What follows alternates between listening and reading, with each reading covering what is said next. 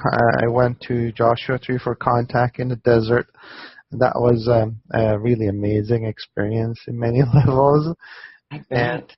it's all about making connections with people because when you meet, when you go to these events, you see a lot of people that are resonating at, I mean, your consciousness level.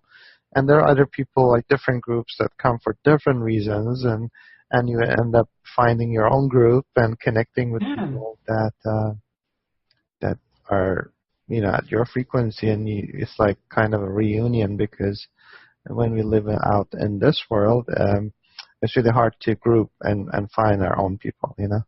Yeah, it is hard sometimes, isn't it? So, was this your first time attending Contact in the Desert? Yeah, it was my first time.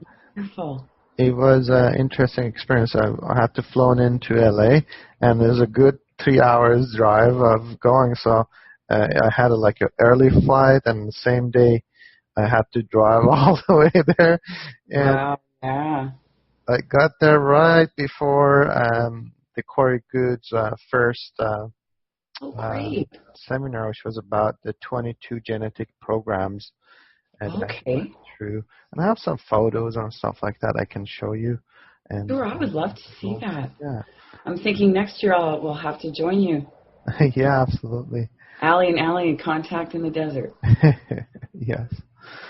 Oh, So wonderful. let me go into the speaker lines up, like the people that were in the event. Pretty significant names like George Newry, Graham Hancock. Yeah, Eric Danikin and Giorgio Tsoukalos. Yes. David And, Wilcock, Corey Goode. Oh, Robert Shaw. yeah, and also Stephen Greer. Dr. Greer. Yeah. Michael Tellinger. Yeah.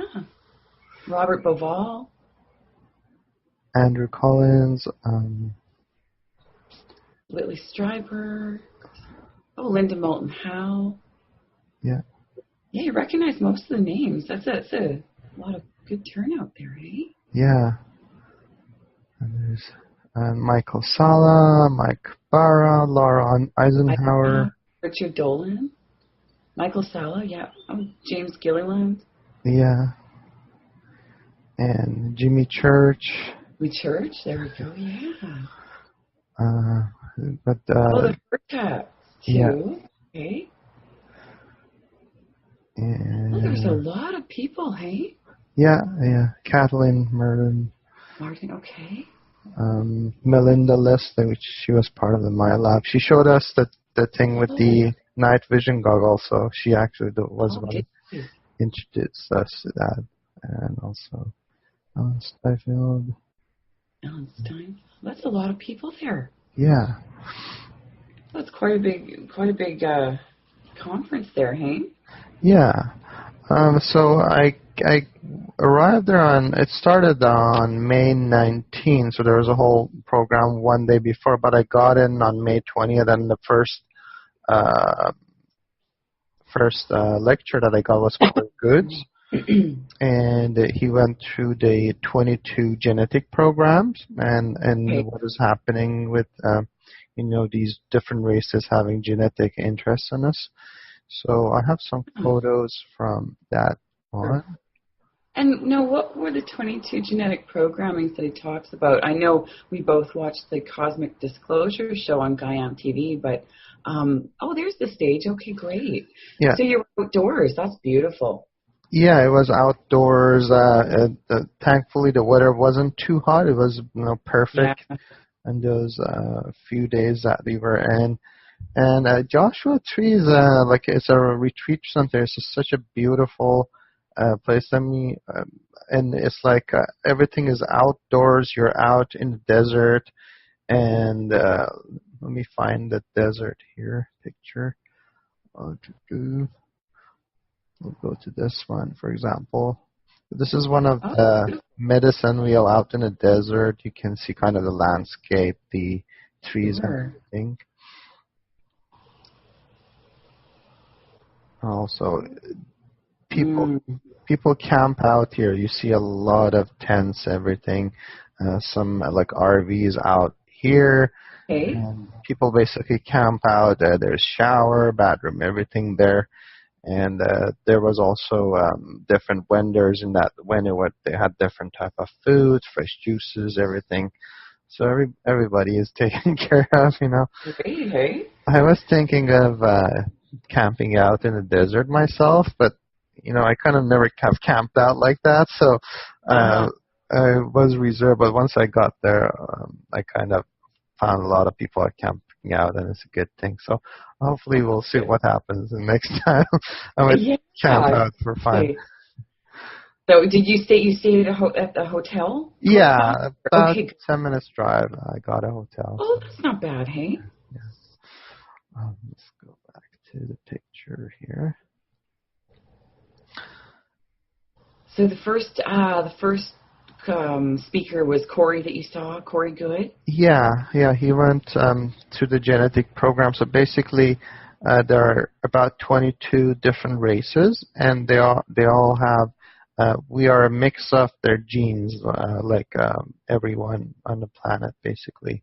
Yeah. And they have, because they, you know, when we are going up through consciousness, they are genetically connected to us. So even if they have gone to, let's say, 4th density and their 5th density, they're trying to go up, because we're genetically connected to them. If we are staying in behind and living in a duality, because of that connection, they have to stay behind.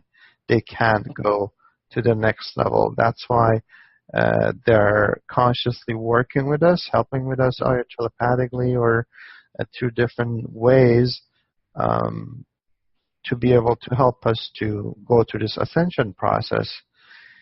And one of the groups is the Inner Earth group, which they're inside the Earth. And from what I got from Corey was that the Inner Earth group have time traveled. They're us, they're ancestors from millions of years ago, but they have gone up and saw that we're going to have these problems, and there's all these beings that do time travel,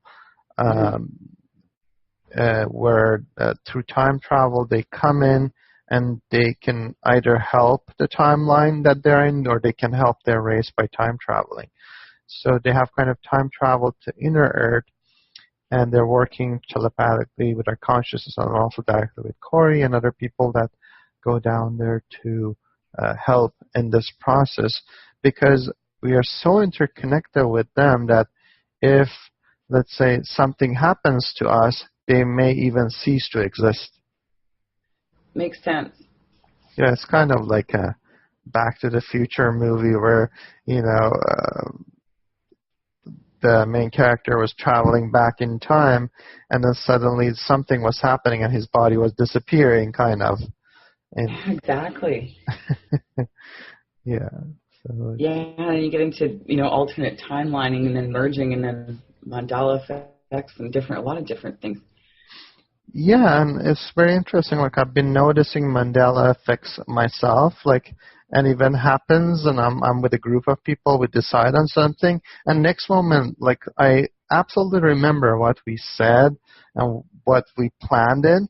Next moment, they go into a different timeline, they come back, they say a completely different thing. And I said, how does that happen? I just said this thing, you know? Yeah.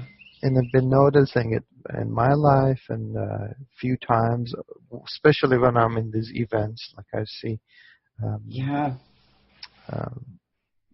lot of like strange synchronicities. When I was in the event, a synchronicity that happened for me was that it happens to me quite often, but this one was pretty interesting. I got this ring that it was like a lion ring, because I want to remind myself that, I got to lead and I got to, you know, keep focus and go into the kind of a lion where take charge of, this is a lion's age that you're entering. So I went there and I had it on my finger, and the first lady that I met, she said, were you here yesterday? I said, no, I wasn't here yesterday. He said, there was this man who came here yesterday. He had a lion pendant, And I asked him what is his astrological sign, and he asked me what is my astrological sign. I said Capricorn. And I said, oh, that man was a Capricorn too. I said no. Synchronicity, the kind of crossover, so it, And it's interesting because I had no idea. And what happened with that ring? The next day I lost it. I went to see the UFOs, and I put it somewhere. I lost it. And I kind of got really sad because I lost it and everything. And the next day I ended up walking toward the same woman, and she said, were you at the UFO, place, or they call the Orion Lookout? I said, yes, I was there. And said, you know what, somebody found this ring, and it was lion, and I saw yesterday you had this lion ring, and somebody brought it back. There you go. Perfect, hey? So, that happened where, that she recognizing that and somebody returning that to me. And the next day I met her again, and she returned it back to me. And that was kind of a wow moment for me. I know. Without all the people there and what, you wouldn't think that you'd be getting it back, with all the people there and all the, Yeah. And, I'll show a couple of more slides. Yeah. This is kind of like the amphitheater. Let me zoom in a bit. So this was the main stage. A lot of chairs here and outdoors. And then you had vendors set up around here. And around here, and once you come out, there were food stands, different venues, and also other vendors, jewelries, everything. And I saw some of your other pictures there, and there's a lot of vendors there. Yeah. Yeah, that's great. And this is kind of a vendor side of a thing. So when you began to enter here, I think Jason was set up right back here, the ipyramid.net, Jason Stiles. Okay. And on this side, we had a lot of vendors, and it's a lot of even psychic readers, healers. All of them are out there, and you just connect with them. You give them a message, they give you a message, and it just flows pretty beautifully. Yeah, it looks like a great space. How many people do you think actually attend, yearly, approximately? I heard somebody said 5,000. Oh, wow. That's a great turnout, hey? Yeah. Wow. So the first day you went and you attended Corey Goode, how long does he speak for? A couple hours? Yeah, it was a couple of hours. We had events in the amphitheater, and a lot of time you got to connect with people, and you end up in these smaller groups where, you talk about the things that are important to you, yourself. So there was a lot of moments like that. And it's like I run to some people and said, oh, no, I saw them again at this event. And then we already had a recognition. Then we formed our own groups. I know. And you kept meeting different people. And these are the vendors. So we got... there's Jason and his partner there. Yes. Beautiful partner, yeah. And this is Cecile, a very interesting character, very knowledgeable in science and technology and everything. Wonderful. And this is fresh squeezed juice. I got some of pizza pie. Oh, good one. That looks good, hey? Yeah.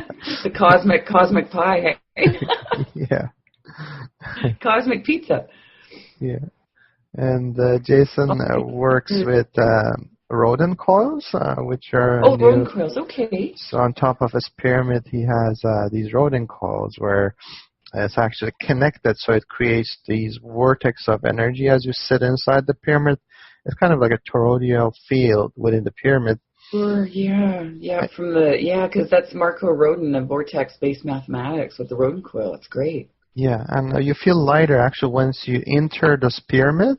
Your body feels lighter as you go in, and it's kind of you restructure. Like Jason himself, I think he fell off from a helicopter because he used to work in U.S. military as a parachuter, and he broke both his legs, and he managed to heal himself within the pyramid. Like they told him, "Oh, you can't walk after this. It's going to take a really long time." But he had rapid recovery. That's wonderful. Go to the next one. Another photo of it. Yeah, well, that sure would affect your electromagnetic field right down into a cellular and atomic and subatomic level, you know? Yeah, absolutely. Mm-hmm. And their website is ipyramid.net. So if anybody who's watching and want to check it, Jason Styles. Yeah. Next, me and Jason. Oh, that's a wonderful picture. Great. And he got like a double one here where you see it, the inverted pyramid, like a structure of light. Okay, And like the octahedron? Like yeah. Okay. And there's like a pendant that is hanging, and it keeps turning it. So once it plugs in, it turns that, and it clears the energy through the Schumann resonance. So they play some harmonic frequencies in that as well. That's wonderful. Yeah. Then we go another photo from a different side. Winners having clothing, inverted pyramids, and there's a lot of crystals on top there. Yeah. You can see it right there. Oh, there you go. Oh, that's beautiful. So that's where the rodent coil sits. And that's in the center there. Okay, with the crystals and then the pyramid on top. Yeah. That's wonderful. Now, are they made out of copper piping? It's a copper piping, and it's gold plated because the gold plate kind of acts as a nano kind of a thing, nano particles. Yeah. Yeah, well, you can also do like monoatomics with the gold as well, so that's great. Yeah. This is outside the amphitheater, right in the back. They have a labyrinth that you can walk in. And I always get impatient. I just walk right to the center. So what's the point of turning all the way like for 20 minutes, half an hour? Allie just hopped right into the center, hey? Yeah. Just get me out. Doing cartwheels right into the center. Yeah. Ta-dum. Oh, that's great, though. Yeah. It'd be nice to actually build one yourself. Put the rocks, map it out and build one yourself. Yeah, we actually, there's this shaman, his name is Akta, he travels around the world. I believe he comes to Vancouver once every year or so. Okay. And whenever he comes in, we go in and we build these labyrinths, but it's his own design that he downloaded from the Mayan group, and it's a very beautiful pattern, and he has two of them. One is the kind of male and female convergence and balance, and one is the unity. And we just use rocks or even ropes or even piece of wood or whatever. We'll lay it down and then we walk through it. So as you walk through these, your consciousness interacts with the pattern, and it creates a bigger field around, which can cover up to 100 kilometers or so, depending on your consciousness. So they say it's really important to, as you walk through the labyrinths, depending on your intention, be very joyful, very positive as you walk through it. Yeah. Oh, that's beautiful. And if you're an ally like me and you, just jump right in and be positive with it. Yeah, backflips right into the center, hey? Yeah. Oh, that's wonderful. And this is on the second day of the event. This is the next one. I'll scroll down. Oh, actually, this is and that night we watched Night Vision Sky Watch with Melinda Leslie. Okay. And it's pretty amazing. I've never seen it before, so it was my first time. And it's amazing how many UFOs are up there, and we are not even aware of it. And they even interact with you, and there are these light ships. I didn't believe it till I saw my first one, and I saw the second one, and keep seeing them up to maybe my 100 ones after 2 or 3 days. Isn't it amazing? Yeah. And that's just with the night vision, the goggles that you had, or right? Yeah. So this is the YouTube experience of that, where. Oh yes, okay, I watched that one. That was great. Yeah, so I'll play it for audience for a few minutes Sure. to It's see. like the Dr. Stephen Greer. Like he has videos exactly like the one you made. Yeah. Yeah. So basically, you use you gotta have a night vision. They call it Generation 2 Plus or Generation 3. In the U.S., you can get the Generation 3 for bringing it to Canada. You can't bring Generation 3 to Canada because it's kind of like it's classified, by them that you can't export it without proper permission. So I had to, for myself, I got the Generation 3. The one that I got looks like bearing up. Let me go to this website. Okay, that's the link that you sent me yesterday. I looked at that. That's Yeah. exciting. So now, okay, I'm in the United States, so then I could have the Generation 3 here, but I just couldn't bring it across the border when I come into Canada. Is that right? Yeah. If you have the Generation 2, you can pretty much take it everywhere. So you have, it looks like this pretty much, and you got 2, and it becomes 1, and you can adjust it. And you can even have a head mount on it because it's really hard to kind of move your hand and hold it. Yeah, hold and it. that takes the video itself and records what you're seeing, right? No, for the recording, okay. I'll show you what you can do to record it because you got to get an attachment from Amazon that I got, and basically you put the headgear. Or you hold it with your hand. They are very light sensitive, but they have like auto power shutdown, so you don't want to turn it off during the daylight. You have to turn it on during the nighttime, and also don't point it out to where, let's say, car lights or stuff come in because it's very sensitive. It has an auto shutdown, but they say always to be careful with them because they range between like the 2 ranges about 1,600 US. The Generation 3 are 3.5K. So these are like very yes. Expensive. Yeah, they're a lot of fun. Oh yeah, I know. Yeah. I can see how you'd be out there every night with that and your laser. Now you use the green. Is it Army grade laser? Yeah, they're called 50 millimeter. They're like different variations. The 50 one that I sent, those are allows you to point at it and have a streak of light going up because the smaller pointer presentation, you don't see the laser pointer going up. But with a more powerful one, at least, let me see if I can find it. I'll pause here. Yeah, and it's great that that you've got the app too. I've had the app. Oh, I guess it's a couple years now. Dr. Stephen Greer's ET, the CE5 contact app. Yeah. Yeah. So I've used that out at, like I said, at West Hawk Lake, and we've seen a few things out there. I didn't have the night vision goggles, but we had a few, when we were there. So it was interesting. You can see a lot actually out there without the goggles, but I'd really like to have the night vision goggles out there to see. Wow. Yeah, and just to see it with your own eye and get confirmation. And some of them, once you laser them, they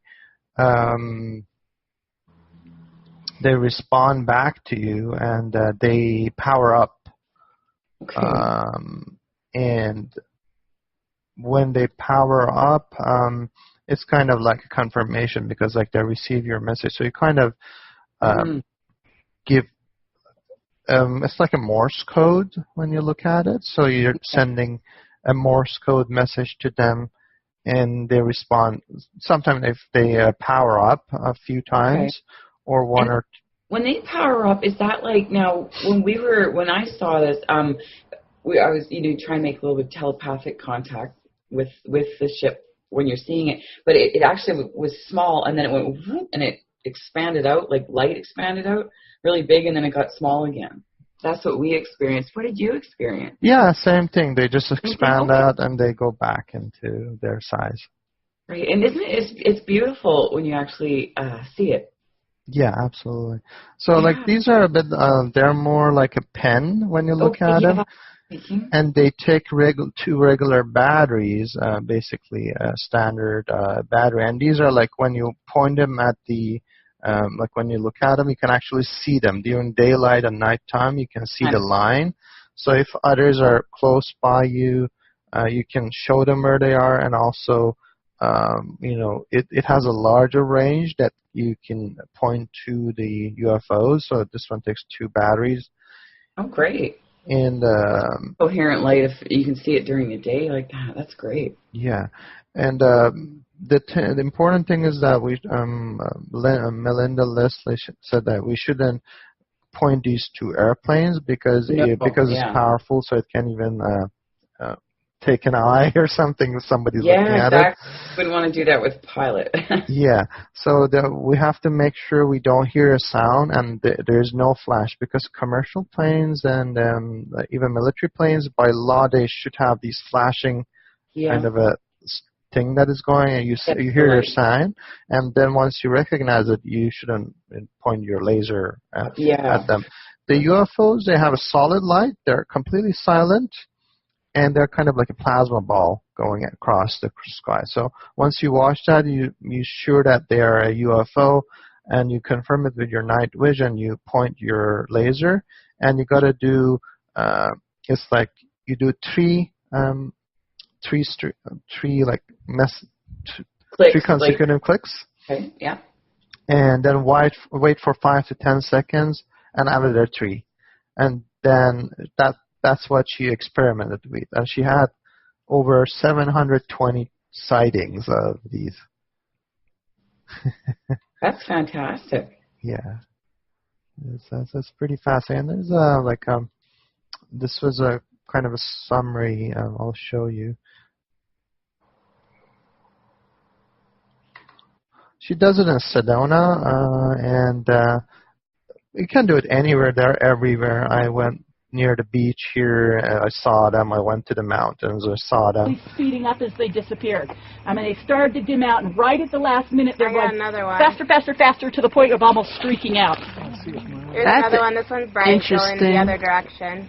And we also have an area of the sky we call the portal.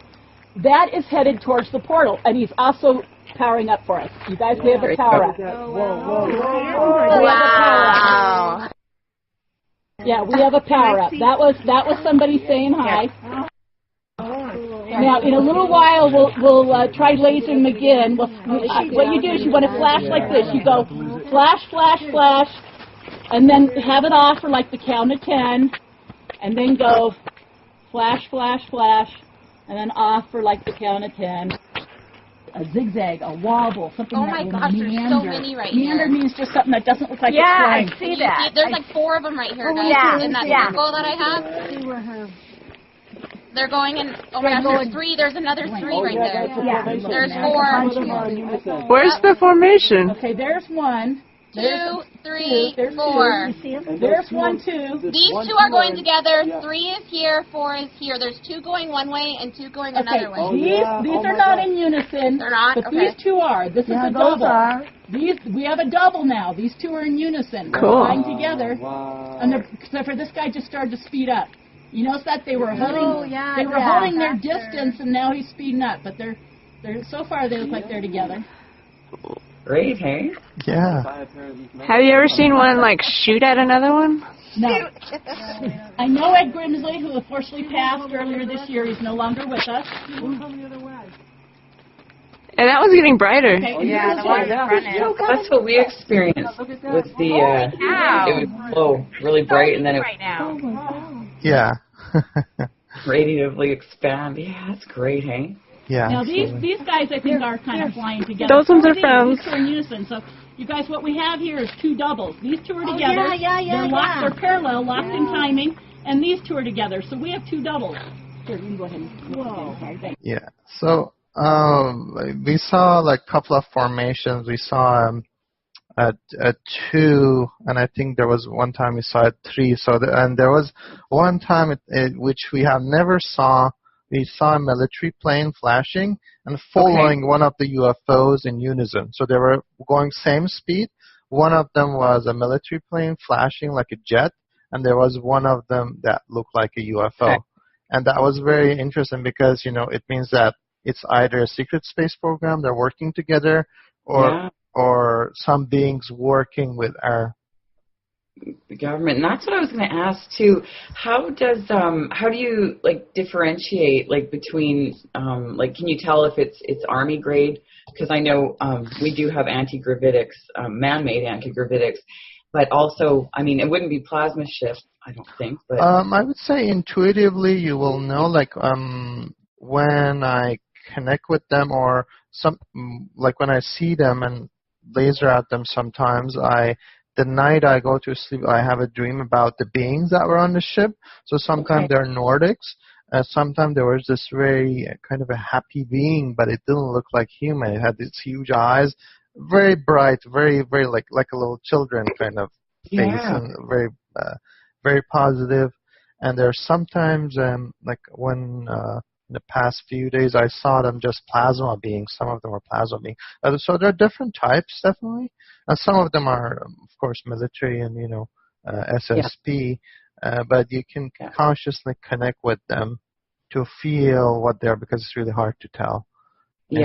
Some of them have different shapes or so. Some of them, they come closer. You see their physical structure. And it's pretty amazing. So close that. So at the conference, now you saw Corey Goode, and you saw some other people in the panels and that. Did they talk about when they think full disclosure will happen, or if they do, or they think it's going to be a partial disclosure rolled out over 100 years? Did they talk about anything like that? Yeah. It was David Wilcock opened a lot of that, and as we were in a conference, actually news were coming in through. So things were happening while we were there on the same day. So it was like synchronicities. And that's I've been having a ton of synchronicities lately, especially the past month, I'd say. Yeah. Just one on top of the other. You almost can't believe it sometimes, So this is the second day. So this is the host with Alan Stifel, Whitney Stryber, James Gillian, Sherry Wild, Steve Murillo, Kim Carlsville, Calling Martin. And this was it was a contact experience panel where all of these people here were contactees. Okay. And some of them came forward for the first time. Okay. So that was kind of a confirmation that a lot of more people are coming in with their experiences. Sure. And from James Gillian to everybody here, they all had one or another different kind of experience. For example, for James, it was a very positive experience with positive beings. And some of these people have been abducted by a negative group, like almost the ones that treat them like animals, as an animal sample, so with greys or reptilians or stuff like that. So we had a whole range of different experiences in people having first-hand experiences with a different group of star races, based on their genetic programs or experimentations with our genetic program. And it was just very interesting to hear all the experiences. And and it's like you kind of appreciate, because if you have positive experiences, that's more beautiful. And hopefully they're positive. Did they touch on it all? Because I know a lot of people state that the negative experiences are militarized abductions by the actual government. Yeah, some of them are. One of the persons that when they went up there, they saw these alien beings, but at the same time they saw humanoids in the ship that came to help them. So it's definitely merged. Some of these UFO experiences are either completely ETs, some of them just military, and some of them are working together for these processes. Okay. And it's just pretty amazing, but we were pretty much kept in the dark. Yeah, unfortunately. Yeah. It'd be nice to have full disclosure and everything, it's not really free, but free energy or over Unity devices and everything, so we could upgrade the planet into the fifth dimension. Yeah, absolutely. It's definitely. The next workshop that I went to was the ramification of the cosmic duality. Yeah, that'd be a great one. And here, so basically, it was Corey Goode. There were two other panelists here. Is it Sather? Jordan Sather? I think so. I believe so. Yes. Yeah. Okay. Bring it closer. And it's such an important topic to talk about, cosmic duality, because you can see how heavily people are trapped in it here.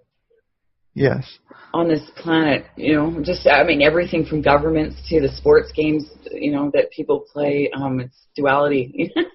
Yeah, absolutely. Yeah. It's going to take a lot to raise the vibration out of dualistic mentation patterning into at least a triunic or, a fourth, fifth dimensional way of thinking.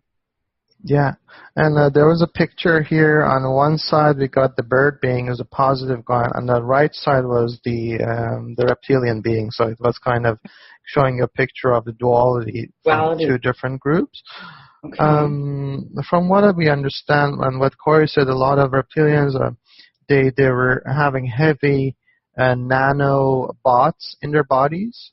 Okay. So the artificial intelligence works with nanobots, and they kind of take over them, and they use them as a proxy to, let's say, create fear in our species and other people that are resonating to that. So artificial intelligence is basically kind of like a energy sucking out of a life force. It's a parasitic entity, hey? Yeah, it's a parasitic entity, and the goal, as Corey was saying, because blue avians are slowly fading away. They're going away because they put this protection around the planet and the solar system to protect us from these solar flash and the waves that are coming fast. And so they kind of adjusted, or what you call tune it in for environment. And they're slowly lessening it because our bodies become more adapted to the higher frequencies and vibrations. Yeah, people are acclimating to it. And one of the things that were happening even within the ET community, even within Joshua Tree, is that we saw duality, because right now there's two groups of people. One are saying good things about Corey, and they're with Corey, and they're part of the alliance, and they want to help in this process. And you know what Corey says, his message comes from his heart, and he's there to really serve. He preaches what he does what he preaches, basically, or practices what he preaches. Yeah, for sure. And it's basically we got to be of more service to others. We got to help people, and we got to really look at the collective consciousness, which is a very positive message. And within that positive message, there are groups, I don't want to call names, but even from one of the speakers or the panels that are now coming on YouTube and so forth, and they're going against what the Blue Avian message is, or what this essential message is. So there's a kind of a duality happening right in the conference. Oh, okay. I see that, yeah. And now the Blue Avians, they were mentioned in the Law of One book, the Ra, teachings from Ra. So, and then the orbs, the blue orbs and spheres. Yeah, that's their technology. Now see, I had an experience, I think I was about 5 years old when I had my first experience with the blue orb. Kind of a hazy whitish blue, but telepathic interface. So, okay. Yeah, and basically we went through that cosmic duality where we are at consciously. What do we need to go in, and what do we need to achieve as a collective consciousness to bring unity in and change the vibration, because we're in a 3-year window. They call it a critical timeline, where we have a chance to make a difference, and we have been given a choice. And the reason that the course says that things are speeding up, people are meeting, and it's going to speed up more and more and more and more for us, because we're in a windows of time that a lot of changes are happening, and we got to really make a decision.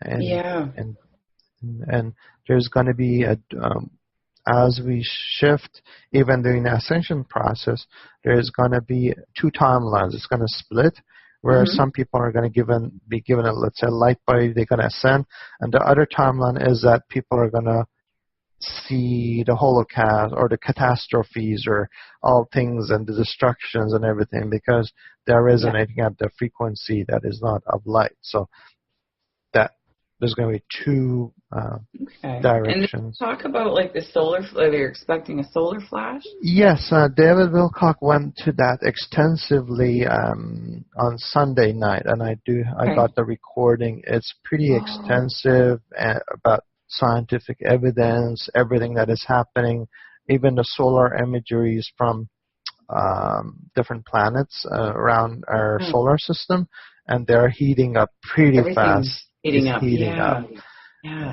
So it's just a preparation, and we're going through it. Wonderful. Yeah, everything's heating up, where energy is increasing here. Yeah, and part of this duality is, the cabals, or I don't like to call names because I don't like to generalize, but those that want to stop this process and want to keep the status quo, and keep themselves in power. And they don't want to share it fractally or equitably amongst all beings, which it should be. That's how the universe works on fractal physics. So if we could get a fractal field going down here where we have, equitably distributed energetic and resources, Absolutely. And and we went through that duality, basically. People who are for, people who are against. And in the seminar we had, again, 2 groups of people, one for, one against, kind of. And I think it's their vibration, because you attract who you are. Yes, you do. So if you are living in a duality where you're in the old paradigm, you naturally gravitate toward people and things that are at that frequency, and people who want to move forward, go into unity, they're then attracted to, let's say, a sphere being alliance, Corey's message, and so forth. Yeah. Did you find a lot of people still with polarized thought while you were there? I find a lot of people talk about the unity consciousness and the cross-hemispheric resonation and that, but I find it's hard for them to hold that space of walking like a middle path instead of having the severe polarization of thought to one side or the other, because it causes that monopoling. Yeah. You get into monopole, mentation patterning. So do you find a lot of people you find more unity consciousness, or do you find a lot of people still polarized? In the conference, there's a lot of unity consciousness. Majority of them are unity consciousness. There's a fraction of them that are still not polarized, so that's good news. If you go to bigger cities like LA Expo, you'll see a good mixture.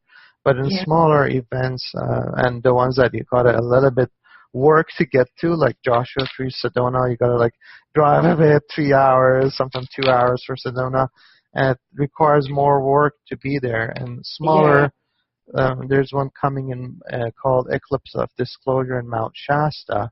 Okay. And it's going to be streamed online as well. So, and that's for me, it's a good 12 hours drive, from where I am.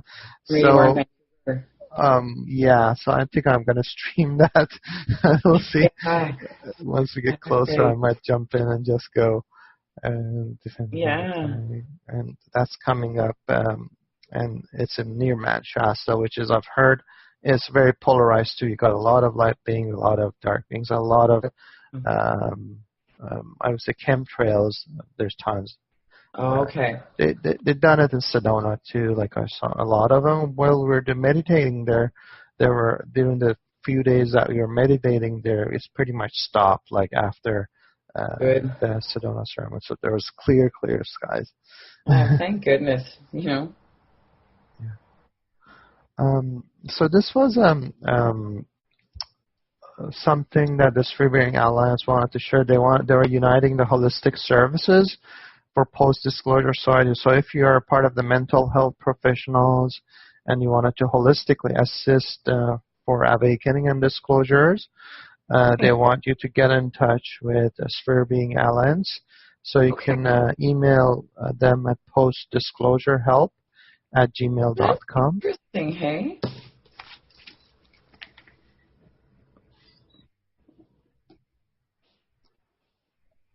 Just writing that down. I can probably get it after. No, that's okay. Take your time. I believe the audience will do the same. Yeah. So if you're part of the mental health profession, you're encouraged to contact them. And if you're interested in helping on the holistic side. Yeah. Are they looking for people with medical backgrounds in that? Yeah, absolutely. Okay. Wonderful. Well, I have my nursing degree, but I didn't specialize in mental health services per se, but it was more public health and palliative care. But well, yeah, get in touch and see. Yeah, that'd be what interesting. comes out of it. Great. Yeah. Thanks. You're welcome. Okay, go to the next one. So it was with James, Gillian, and we had some brief discussions there. Great. Pretty good to connect with him. A very light being, very positive, and he was holding this space because there were some groups there that they were inviting every group of beings there, including the dark ones, and he was really pushing it. And I felt that, like the first night, I slept really well. The second night, it was a big portal opening, and there was some other groups that were opening their own portals. And I had a huge hit. And I spoke to a few other people. They said we had felt the same thing in the audience, the people that were there. So it's just like a cosmic little battle, astral or interdimensional thing that is happening there. Yeah, well, astral through time, hey? Yeah. Rotation, like you said, with the time traveling and that. Yeah. Let's see.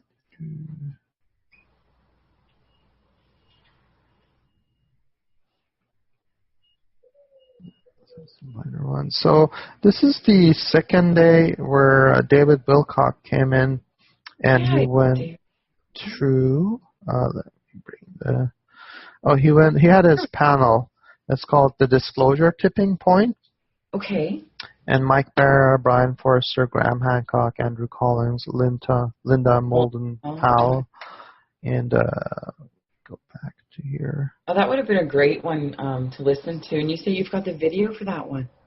No, the last day on Sunday, which was more of an intensive version of it.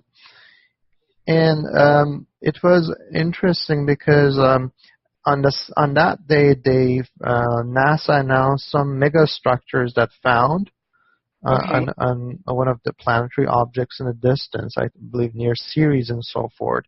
And they saw these megastructures that couldn't be built by natural causes and so forth. And so there were two perspectives on that megastructure within this panel.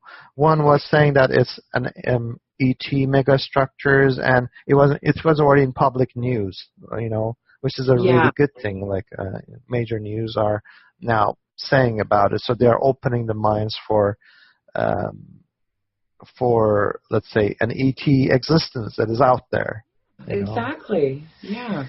And let's say Mike Barra was saying, no, these are actually the natural things that happen as a result of,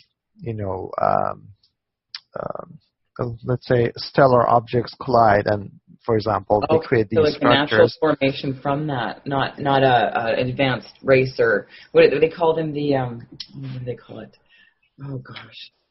Ancient Aliens, right? Mm-hmm. That's the show. But the Ancient Builder Race, sorry. Yeah. Okay. And both Linda Moulton Howell and Graham Hancock, they were saying that it's impossible when they did heat signatures, they talked to these scientists, and they were confirming, no, it's like a mega structure. It was built, and that's how it is. So there were two perspectives right within that community of how was it built and so forth. Exactly. But David was saying that as he was very excited. Was saying as we were in that event, it opened up. The news are opening up about this subject, and they're putting it out there. So it's kind of disclosure is happening. We are the disclosure, you know. Yeah, exactly. Well, that's great.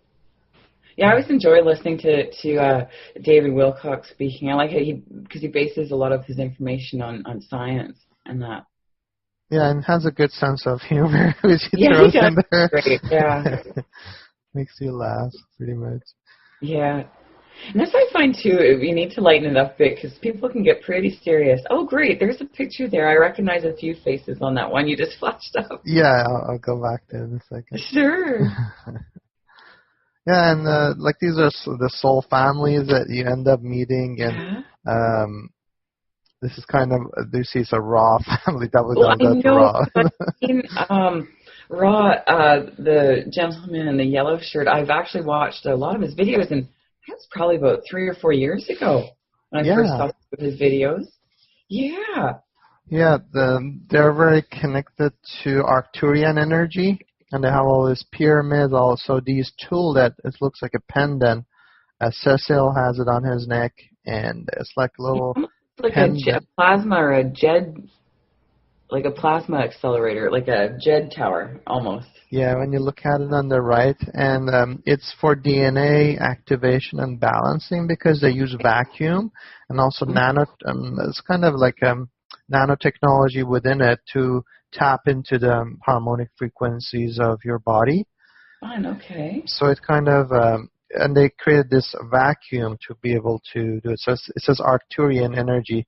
It's called Rainbow Ascension Key. Well, and isn't that funny because, like, you know me, last time the Ra and Bow or the Arc to Ra, so Arcturus, Arc to Ra, Arc to Ra. Me and my wordplay, but yeah, that's great. And the Rainbow Ascension Key, so it's they're getting into along the lines of the Rainbow Tibetan Rainbow Body teachings, hey? Yes.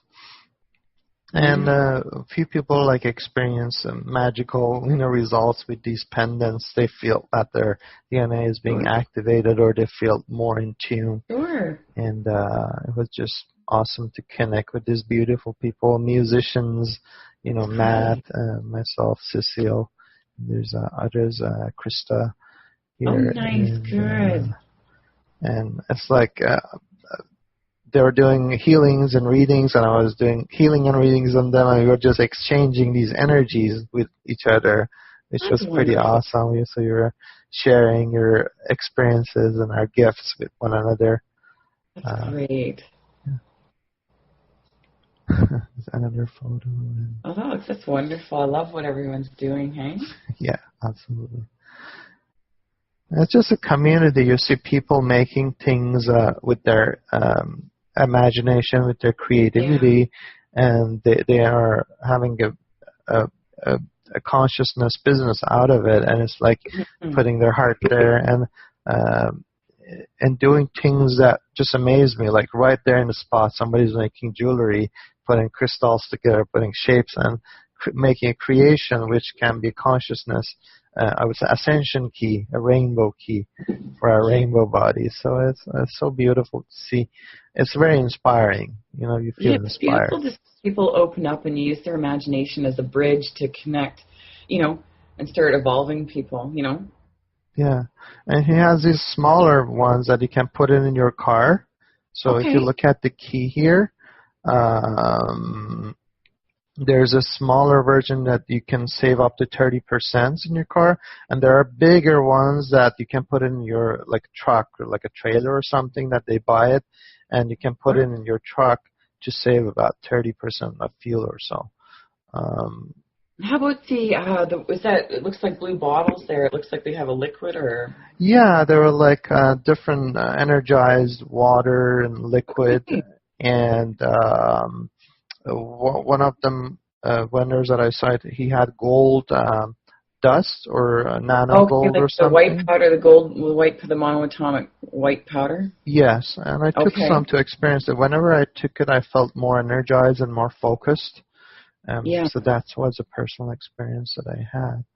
And I like the way they've put it in blue, the blue bottle, because have you heard of Ho'oponopono, the Hawaiian spirituality? There's a fellow called Dr. Hugh Len, and he actually puts his water in blue glass, and he leaves it out in the sun to have it refractalize. And then drinks it out, but it's in blue bottle too, so it was a neat synchronicity there looking at that one. It kind of connected for me. Yeah, absolutely. So it's everything is interconnected. Let me see if I can find their website under the exhibitor, and then let me pause here for a second. Pardon me.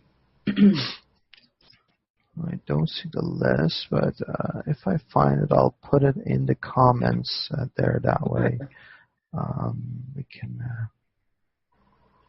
All right. So let me go back. Resume. All right.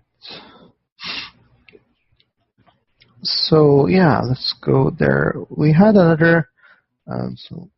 We went to this. They call it. We just passed by it because we went to this giant rock tour by Melinda Leslie, and so it was a UFO tour, so we saw orbs and everything. But as we were passing by it, there was this sound healing chamber that they built it about 20, 30 years ago. Okay. And it's on the way to the giant rock, and they were planning to use this as a time travel and free energy device. And as they were, the scientist was putting it together, he was almost 10% finished, and then he passed away. Coincidences, you know. So yeah, and then it never got finished. I think we weren't ready at that time because it could have been possibly weaponized and so forth. So right now they use it for sound baths. You go in there with an intention. They play different sound balls and stuff like that to make sure that your body cells gets attuned to a new frequency or higher vibration. Basically. Oh, great. And this was Melinda. As we were going toward the giant rock, she was explaining that to us. Okay. And there you are. Kind of a picture. Yeah, it's called something Tron. Okay. Yeah, I gotta bring that to my mind. What was it called? Oh, okay. Here we go. Integradon. Okay, good stuff. Harmonic frequency and cascade attunements, hey? Yeah. Well, that's great. Integradon. And then this is the giant rock. So there are two huge rocks there.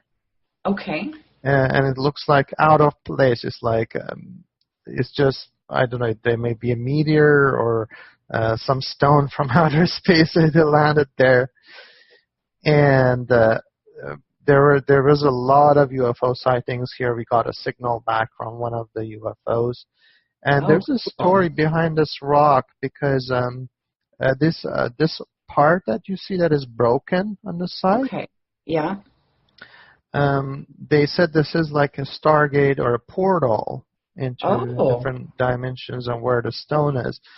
And there were people meditating on it, and the shamans, and they said there's going to be a lightning or some event that's going to break this rock. If it breaks it in half, then the future that we're going to have is going to be a really dark and catastrophic future for humanity. Okay. If it's going to be broken in 1/3, which is right now, then we're going to make it true.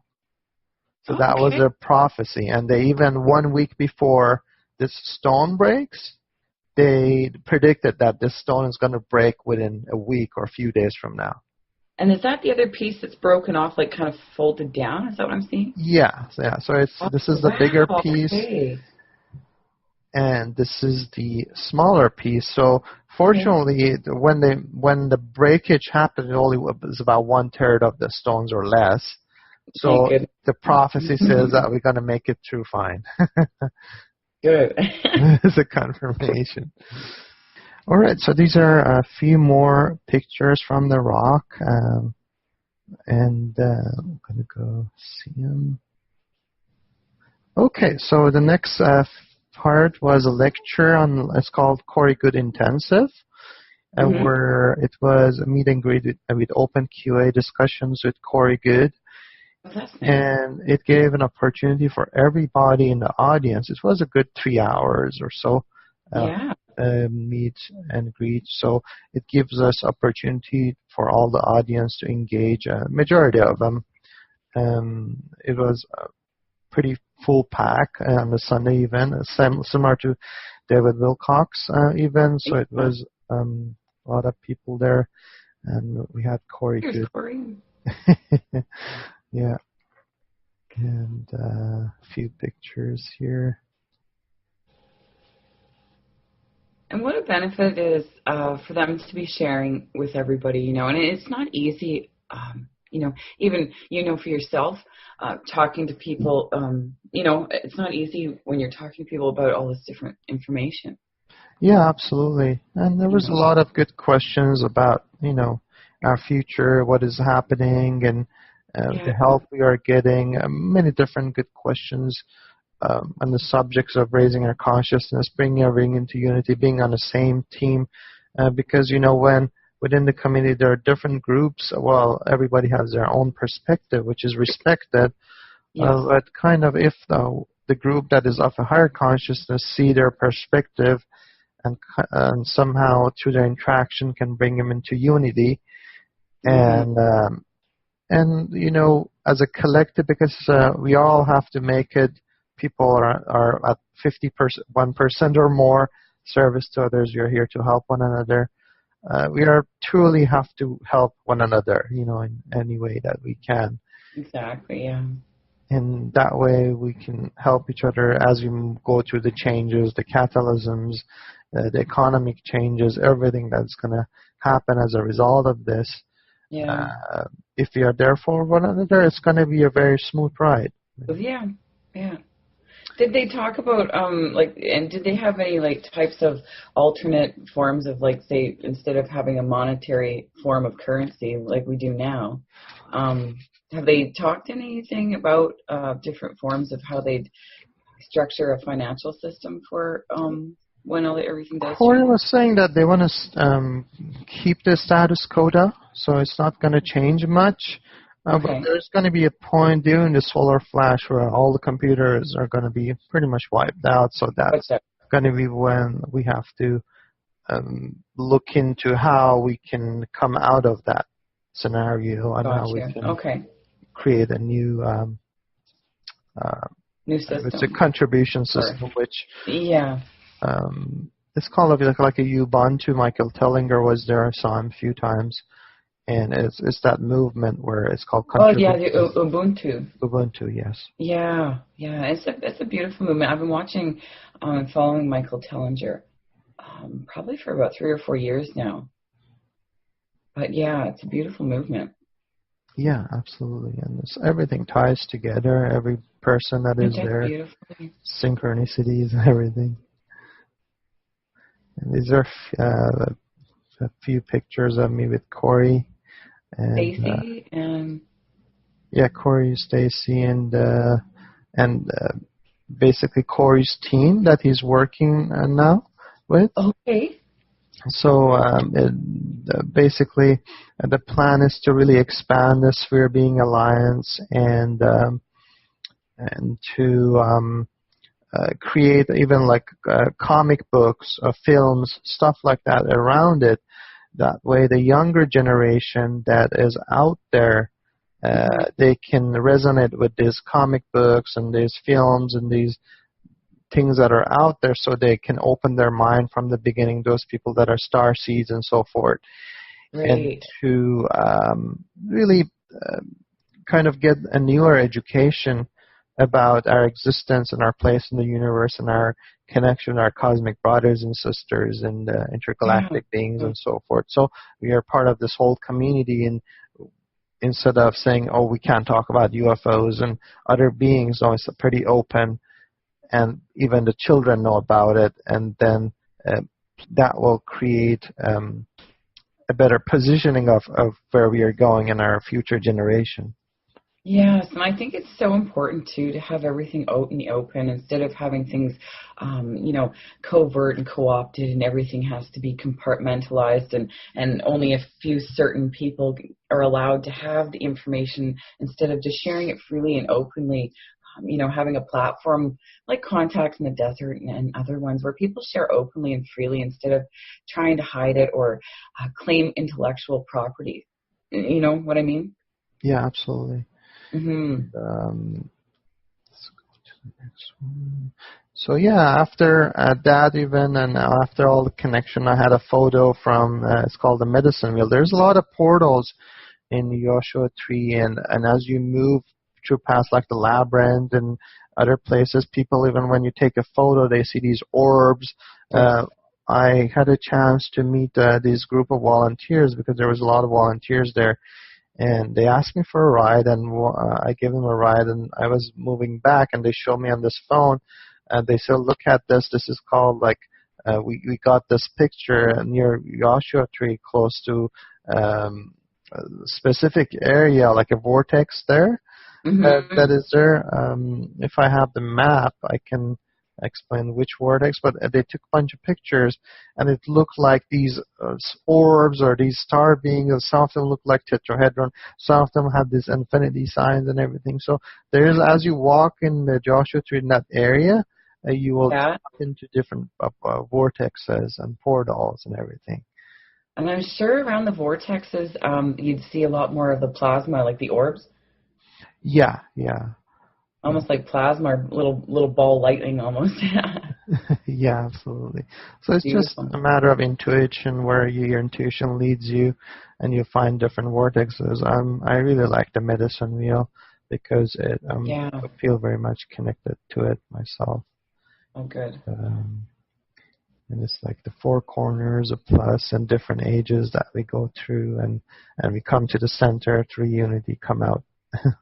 That's nice teaching. So, and it's nice because with the medicine wheels and the Aboriginal knowledge, and then to bridge that, have the Aboriginal, knowledge, the Aboriginal continuity to cosmic awareness, AC to CA, Aboriginal continuity, and not to break that because it's your ancestral line in that. So it's beautiful. And it looks like someone drew a little bit of a DNA helix there. Can you see? Yeah, it looks or like... Or is it, no, it's a figure 8, maybe an infinity. Infinity, yeah. Okay, got it, yeah. And I didn't notice it till I said infinity. There you go, and then your infinity breath. Yeah. Infinity breathing. Yeah. Here we go, another sync. Yeah, another sync. And this is another one. This is the desert, the mountain, everything. A lot of... It's just beautiful, the nature there. You can just walk around for hours out there, hey? Yeah. And then the Buddha, there was like at the entrance of the window from the other side, there was this Buddha with a heart there. Oh, I like that. That's great. Yeah. Me with the Buddha. Perfect. And you can see I think there's 7 bars all the way up, right? 1, 2, 3, 4, 5, 6, 7 bars, yeah. 7 bars, 7 chakras. Yeah. Nice. Oh, that's beautiful. That's great. Yeah, so it was a beautiful event, and really enjoyed the synchronicities that happened, everything. Yeah, it's like... Life gets just with the synchronicities, and when you start to notice them and connect them, and their occurrences, and once they start getting more and more, and you almost start living by having a synchronistic lifestyle. It's beautiful because you're in direct contact. I feel with the universe, you're interfacing directly all the time. You're connected. Your field's unified, so you're embedded within the larger field. Yeah, and also the trust and. You begin to develop faith and trust and goodness within yourself, and it's just a beautiful process, and it's just keeps going to expand with new events, and hopefully we'll see you in one of these future events. And for sure. Like I said, we'll have to go and have the Allie and Allie Starseed show. We'll have to go to all the conferences, hey? Yeah, absolutely. We'll have to do some international ones too, hey? Yeah. Yeah, I think it'd be fantastic. Absolutely. For sure. Well, thanks everybody for watching till now, and I would like to thank Allie Jordan for being here, for sharing her wisdom, and you showed me the painting about that plasma thing and that desert and plasma. Let's have a look. The plasma thing. Yeah. Did you want to see that? Yeah, absolutely. Oh, okay, yeah, it reminded me so much of you, and I did it in 2013, but it was when I was with Drimvelo, Melchizedek's stuff, but wow. Yeah, that's just Sedona sunset, and you can see the plasma being there. Yeah. There we go. Dancing. And then there's the rock in Sedona, and then the sunset and the moon, but just a basic painting, because like I said, I just picked up a paintbrush myself and started